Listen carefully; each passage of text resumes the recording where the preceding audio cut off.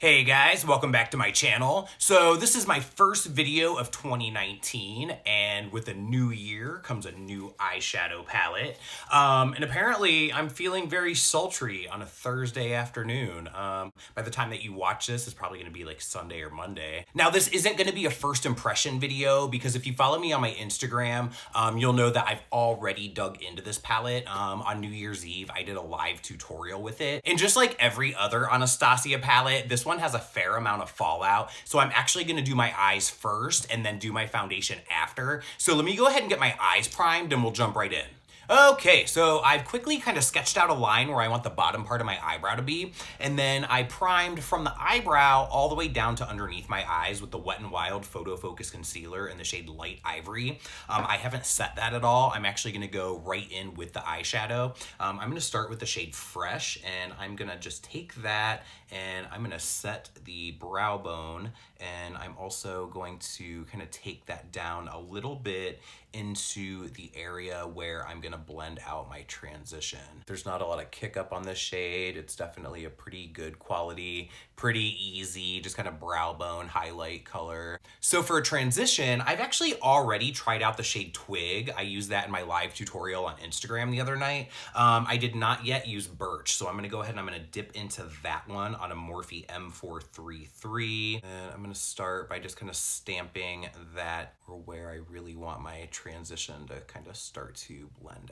out. So it took me a while to really want to pick this one up because initially when it came out, I looked at it and I really just saw like cool tone. I really saw Naked too. But again, the more that I saw tutorials and reviews and people really using this palette, it really didn't overall seem to be a cool tone palette. It really is like a neutral to warm palette that just happens to have a couple of cooler tone shades in it. But the other night when I used this palette and I used the shade Twig, which tends to lean a little bit more cool toned, and I did find that that shade was definitely very flattering on me. So maybe I'll throw that into the mix today. I'm not sure yet.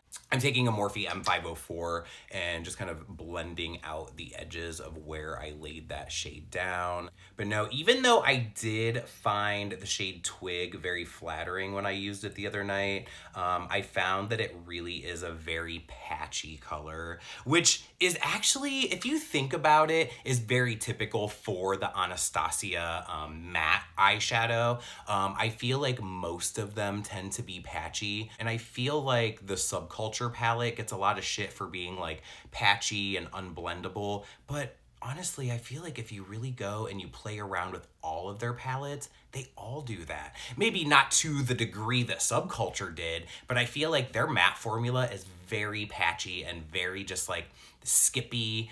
It can build up and you can get a smooth look out of it, but I think it takes a while to get there. I'm gonna be really messy on my under eyes today because again, I know that this is gonna have a lot of fallout anyway. I'm gonna do my foundation after I do my eyes, so if it's like extra messy today, I don't really care. The only color in this palette that I'm not feeling, and the only color that I feel like could have been swapped out for something else, is the shade Bloom. And I'm not even gonna use it out of curiosity today because I just like maybe that would go with something like Rose Quartz. I'm sure that you could work that in somewhere. So I am gonna go into Twig and see if that will kind of, see, that's such a messy color. Twig is definitely very reminiscent of the Subculture palette. It's like you think about the shadow and it's like poof. Now I really did like this shade when I used it the other night. And it did build up pretty nice. It built up pretty dark. It builds up a little bit darker than it looks in the pan if you add a couple of layers and kind of like just pack it on top of itself. And honestly, having Birch laid down first, it seems like Twig is doing okay today. So maybe just don't go in right away with Twig and expect that you're gonna get something smooth, because I just don't think that it works really well that way. But I do like having Birch kind of laid down there first to give it just like a little bit of warmth and a little bit of something to sit on top of. And then a little bit of both of those colors on the M504, and then just kind of really merging them together. And then using the same brush, I'm gonna dip into Dystopian, tap off the excess, and I wanna just kind of keep building up darkness in that crease. So I'm just kind of pressing that into kind of the outer edge of the lid here. I'm gonna keep that shade pretty low. I just feel like I'm going for a different kind of look today, so I just want to keep everything just a little bit more on that like neutral kind of like masculine vibe, you know what I mean? Now with what's left of dystopian on this brush, I'm not dipping back in. It's very, very easy for the inner part to become a mess really quickly for me. So I like to really slowly build that up if I'm gonna have darkness on the inside part, you know what I mean? And just having a little bit of product on that brush, I'm still able to really build up some darkness in there. And now I'm gonna take an M507 and I'm gonna kind of dip half and half into Twig and to dystopian. I like this brush because it's very small, it's very detailed, but it's still soft, it's still fluffy.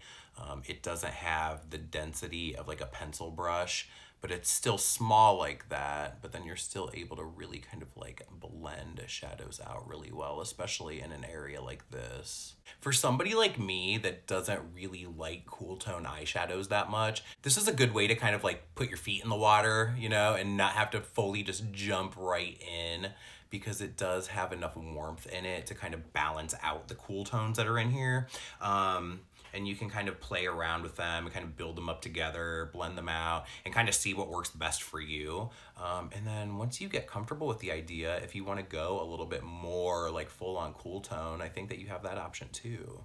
So then with that same brush, since it's so small, I'm going to dip into dystopian and I'm going to go ahead and press that color into my lower lash line. Yeah, the other night when I used this palette, I definitely had a ton of fallout. And I already had foundation on and I had already set my under eyes with loose powder to catch the eyeshadow fallout. You know how that happens when you have powder laid down to catch the fallout, and it's almost like the pigment is so strong that it just like goes right through the translucent powder and like stains your makeup. So it definitely did that. But again, I feel like all of the Anastasia shadows do that, so I wasn't surprised at all. So I figured we'd go ahead and do our eyes first. So now I'm gonna go into the black shade Noir, but before I do that, I'm actually gonna black out my waterline, and I'm gonna go in with a Morphe E36, just kind of press into Noir. So what I'm gonna do with this is, I'm actually gonna kind of like blend out the eyeliner that I have kind of in the roots of my lashes. Again, anything that might just kind of be caught in there and kind of gummed up that might kind of fall out onto my cheeks later on. This is gonna prevent that from happening because you just already have it blended out. And then with that M507 that we used earlier, I'm gonna dip into Noir and then into Dystopian, and I'm going to kind of darken up this outer V just a little bit more. And then don't try this at home, but what I do to really get into that inner corner is I actually take my eyelashes on this outer corner and I kind of give them a light tug over to the left here on this side. That way I can really get into the inner corner of that lid without making a mess. And also I'm able to get inside of all of those areas that I might have some fine lines and stuff in, so. And then the same thing on this side, I'm gonna take those lashes, I'm gonna just give them like a very gentle tug, tip my head back, and then I can really get in there into that inner corner and kind of darken that area up and make sure that any and all of those fine lines and that kind of crepey skin that you might have there is covered. And to really go outside my comfort zone today, I'm actually gonna go into the shade Cyborg. I'm gonna apply that with my finger right over top of the NYX Glitter Primer to really help give it a lot of pop right there in the center. Now what's interesting about this shade is it's very thin, where I feel like a lot of the Anastasia shimmery shadows like feel thicker, flakier, maybe a little bit chunky, and they definitely have some texture on the lids. This one doesn't seem to have that at all. It doesn't feel like anything on the lid, so I'm actually really liking everything out of this palette. I think if you are patient and you really don't mind working with a formula like that to really get it to work, then I think that you'll really like this one.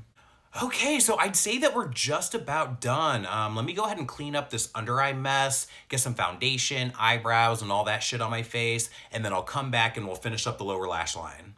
Okay, so foundation, I use the Bare Minerals Original in the shade Fairly Medium.